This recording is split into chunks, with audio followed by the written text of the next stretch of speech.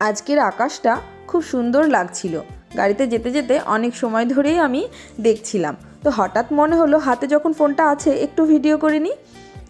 তো ছোটো থেকে এইরকমই কোথাও গেলে আমি বাইরে জানলা দিয়ে দূরের আকাশ গাছপালা দেখতে খুব ভালোবাসতাম। বড় হয়েও তার অন্যথা হয়নি। আর একটা মজার বিষয় কি জানো, এ তো গেল দিনের কথা, আর রাতের বেলা যখন গাড়িতে যেতাম মনে হতো এ বাবা চাঁদটাও আমার সাথে সাথে চলছে, এই কেমন, আমিও চলছি আর সাথে সাথে চাঁদও চলছে, মজাও লাগতো খুব। তো আমার মতো এইরকম ছোটোবেলাকার মজার গল্প অবশ্যই অনেকেরই রয়েছে। অবশ্যই কমেন্ট করে জানিও রাতে চাঁদ দেখলে গাড়িতে কেমন অভিজ্ঞতা হতো তোমাদের। তো অনেক দিন পর লং ড্রাইভে চলেছি আমি, আমার হাজব্যান্ড, শাশুড়ি মা, শ্বশুরমশাই।